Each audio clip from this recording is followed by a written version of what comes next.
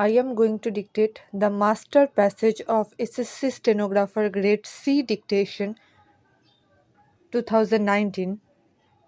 Gets ready for the dictation. 10 seconds. 5 seconds. Start.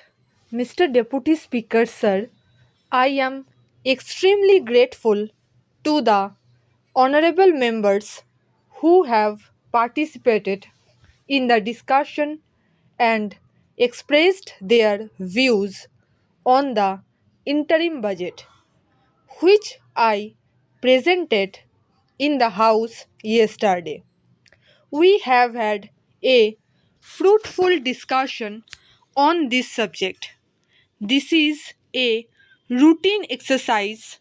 The House is aware that I have come with the interim budget and I am pleading with the House to pass the vote on account for 4 months under very exceptional circumstances.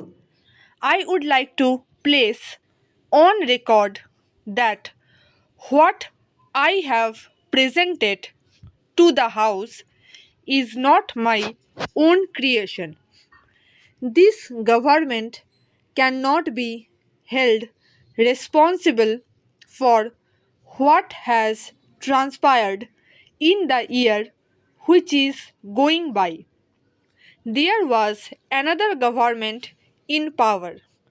Most of us on this side of the house who are sitting on the treasury benches were in the opposition then, and most of the honorable members who are sitting on the other sides of the house were either in the government or were supporting the government from outside. It is that the government's work that we are discussing is the same. I placed it before the House yesterday. Now, sir, I have said very clearly that the revised budget estimates and the budget estimates for the next financial year do not reflect the thinking and the priorities of my government. I have said in my budget speech that it is our firm resolve to review the 5-year plan and to revise the budget estimates so that they reflect our thinking and priorities when I come before the August House with my regular budget. That will be the time for you to judge us. That will be the time for you to judge our intention, and that will be the time for you to judge our actions. As said, this is not my creation, but in a parliamentary system, we are often faced with a situation where the existing government has to carry on with the legacy which has been left behind by the previous government. My next point is we have talked about in our national agenda for governance that we believe in having a consensus.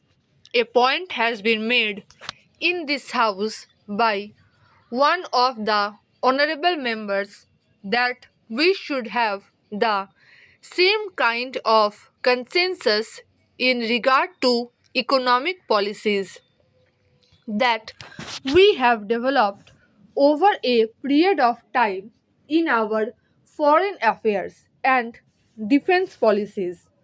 I see no reason why this House cannot evolve such consensus, I am pleading strongly that we must evolve that consensus so that the economic policy, which has become a major tool for the progress of this country, is not subject to the vagaries of the situation. We must have a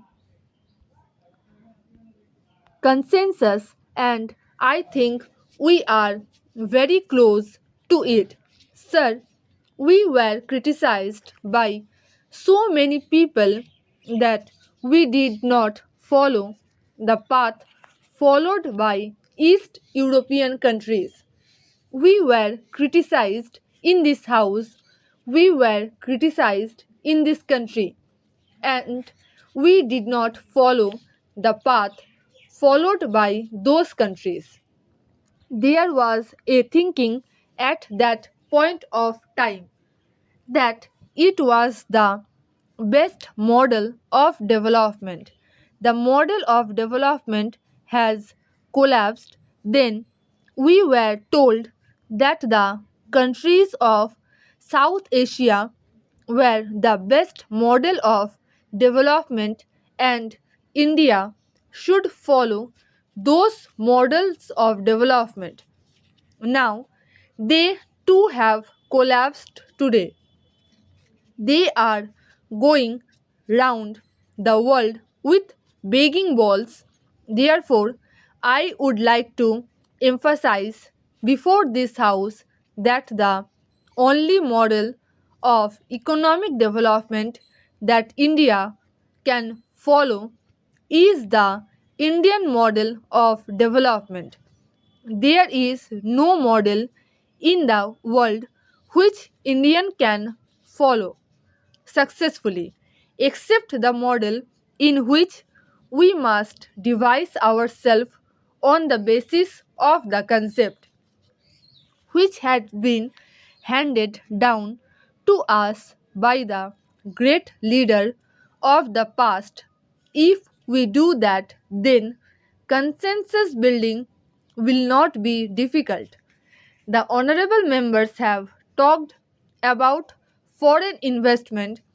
I hope the honorable members are aware that foreign investment at the best of times has played only a marginal role in our economy.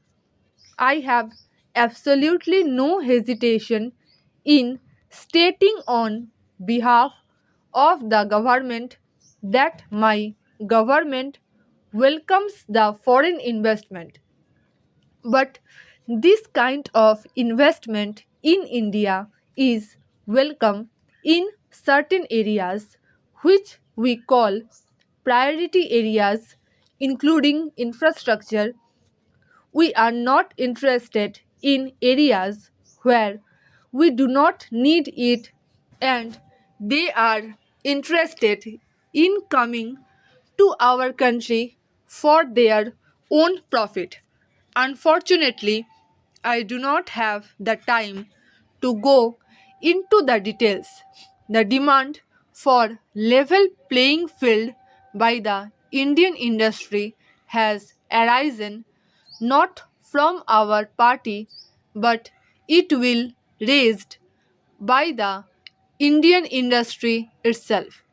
I am not saying that we believe in the level playing field also, but I have said, and I would like to say on the floor of this house, that this government should not accord to the foreign investors any privilege or any concessions which is not available to the Indian industry.